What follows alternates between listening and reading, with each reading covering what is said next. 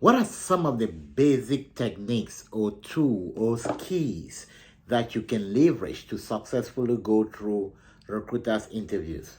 Hello, welcome to the Scrum chat room with Dr. Francis Imbunya. And if you're new here, hit the subscribe button.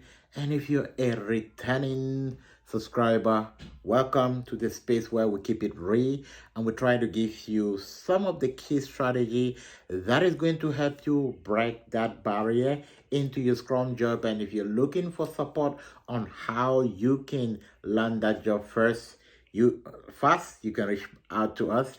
If you're not yet certified, and you want to become a Scrum Master, welcome on board. It's a place where we keep it real. It's a place where we give you just what you need to get ahead. Now, let's get into the question of the day. What's the question of the day? How can you effectively respond to questions during an interview? How do you interact with an interviewer? It's a very important thing, or it's a very important skill. It's called a soft skill, how you respond to questions. Sometimes you might be having troubles validating your interviews, not because you don't know what you're saying, but just the way you're responding to questions can actually limit your chances. Now, for instance, if I say, tell me about yourself, tell me about yourself. And now this is almost like an opening question. And many people, before they go through tell me about yourself, they've already been kind of shortlisted that, okay, you're not moving to the next phase. So no matter how well you do in other questions, because you have been blacklisted from the way you respond to tell me about yourself, you already kind of shortlisted like, oh, you're not fit for the next level. Now, what are some of the things you might be doing wrong, especially with open-ended questions like tell me about yourself? If I say tell me about yourself, you say, okay, look, my name is Francis Imbunya. I have like 15 years of experience as a Scrum Master. My first job as a Scrum Master was with United BB. I was working. I have a team of 15. I was running the Scrum event. I have a team member that was really, really stubborn. I was using this technique to coach them. And when I finished there, I work in the bank, and it wasn't so much working well in the bank. And I was trying to look for a way on how to improve. And this is how I find now. One thing you want to understand is that recruiters, most people that are within the interview circle, that's not a full-time job. They're working for the company, and sometimes they kind of pull out to assist in interview. Now they want you to be straight and concise. They don't have so much time to be listening to you, tell them the whole about your life. All of those details already make me think that if I was an interviewer, you're not paying attention to details. Now, the question, tell me about yourself. I did a video about that. I'm going to put the description, but I'm still going to do another video subsequently on tell me about yourself, on how you can be able to really address that, even answer that question in less than a minute, right? So, you want to make sure that you're sticking to what is relevant. On the question, for instance, tell me about yourself, my advice is that give a bigger level of your background. Hello, my name is Francis. I have about 15 years plus of leadership experience cutting across the IT, program development, project development. And I've been practicing Scrum for the past 7 years. And my current role is currently ending as a Scrum Master. And this is why I am here. Now, if I want to even add something detailed, I can talk about my transition story, how I became a Scrum Master. And that is going to take me less than a minute or less than 2 minutes to say that. So the number one mistake you want to avoid, don't go so much details. And I can say, okay, can you tell me a bit about sprint planning? And all right, I want you to give me just what is necessary on sprint planning. What is this around sprint planning? Oh, thank you very much for that question. Um, Spring planning is a very important event for the team because it's what kind of really set the pace for the work that you want to do in the next 2 weeks. And most of what I do during my spring planning is to make sure that my team have the right capacity. It's going to help us estimate our velocity, and also that they're estimating our stories in a very detailed and precise way. And we definitely use the planning poker technique to estimate our stories. And when we have all the our capacity our full velocity for the sprint ready to commit, and we move to the next event. All right. Don't go to start telling me, oh, we use the Fibonacci sequence. The Fibonacci sequence have the number, have 1, 2, and then when I pull up my Jira board, I open it, my team go through every detail. I ask them to choose one. When they choose one, I have them to throw a discussion and all of that. Sometimes when you're going through these details, if I really, really want to push you through the interview, I'm going to pick out, I just look at where you're having some loopholes, and I pick out questions there and I throw it back to you. And most often you will not even be able to deliver. I was in an interview and asked myself, okay, what? Tell me about how you estimate your stories. And they said, oh, we use the invest criteria and the deep. And when I mean invest, the I stand for this, the V stand for this. Okay, we're not in a lecture class. Stay at a higher level, especially with areas which you don't really kind of master a lot. Now, this is a technique of staying at a higher level. If I say, okay, tell me about your spring review meeting.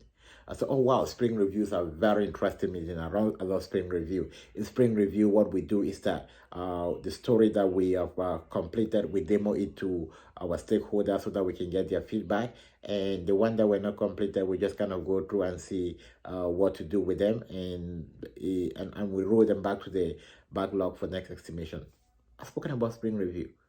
And now you might want to go to say, oh, spring review come after this event. And then the first thing I do, I make sure that 2 weeks before, okay, don't go through all the details. Stay at a high level. Most often, recruiters are not looking for people that are perfect. They're looking for people that have mastery and they're willing to learn. So one of the advantages of staying at a high level while you're taking your interview is also for the fact that if, let's say, I answer a question about sprint planning and maybe the recruiter was waiting that I should mention estimation technique and they don't hear it, then they will go ahead and say, oh, can you give me some example of estimation technique? That now become a very specific question for you to answer. But then when you ask a question, make sure that you're sticking to that question. Sometimes when I listen to people kind of really respond to interview, you ask them one question, they use that question to explain about 10 minutes. Now, this is the ground rule for me, not for everybody. Try to make sure that your response, no matter how lengthy they might be, maximum should be 3 minutes.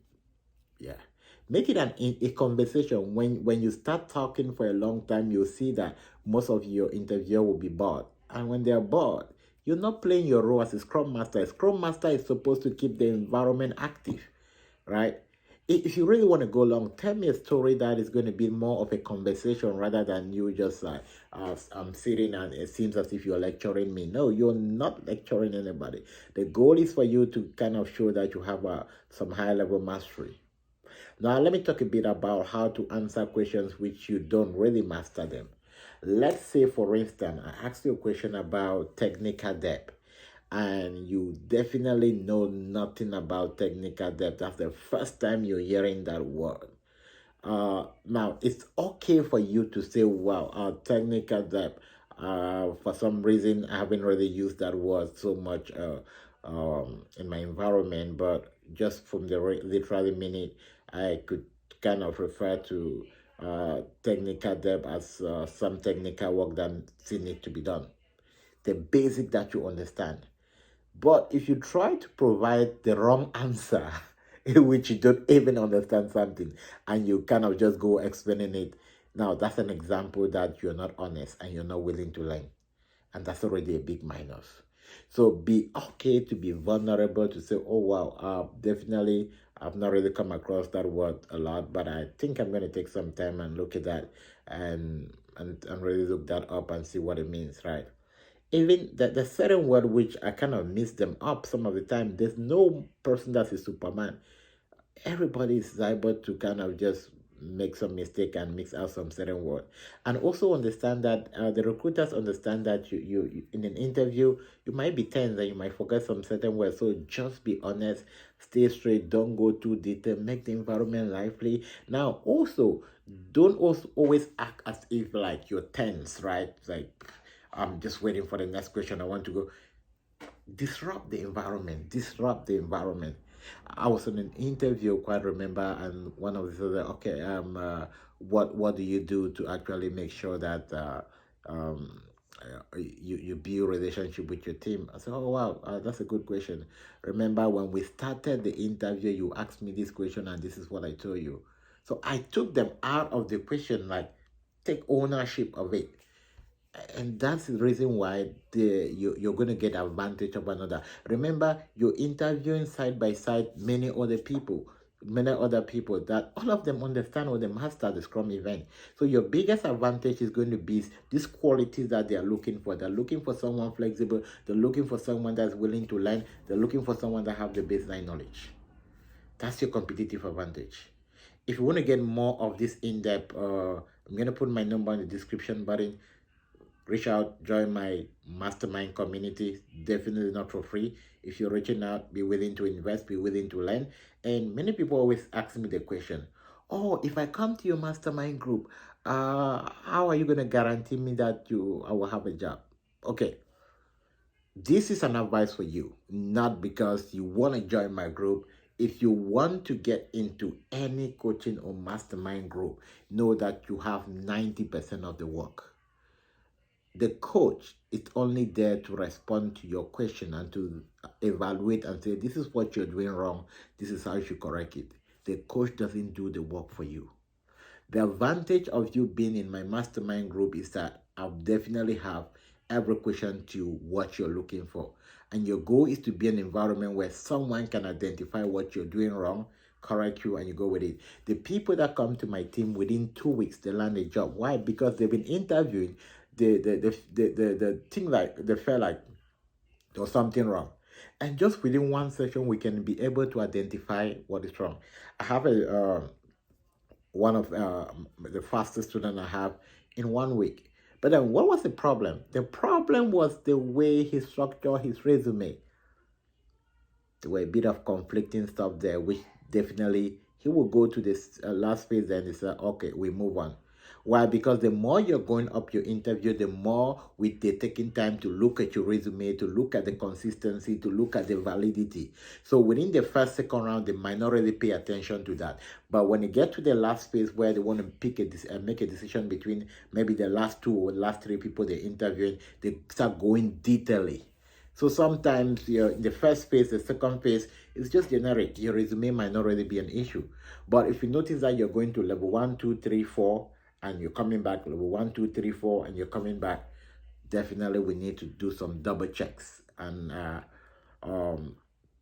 that is something that someone technical need to see it. So it's also not just about getting coaching. Getting coaching is also about who are you receiving coaching from. All right, guys, let's go out there and win. Hit the subscribe button. Reach out if you need help, and just send a text. Please don't call. Don't call. A lot of people call and say, "Oh, I called, you did not pick." Definitely, please, you do bear with me that there's so many calls. Even my students understand that they don't have to call me. Just send a text, and then it's easy. Even if I'm talking, I'm on a video, a text coming, I can be able to reply like, okay, I'm gonna call you in the next 30 minutes, or when is the available window, and we can be able to plan that out and have a conversation. All right, I'll see you in the next video.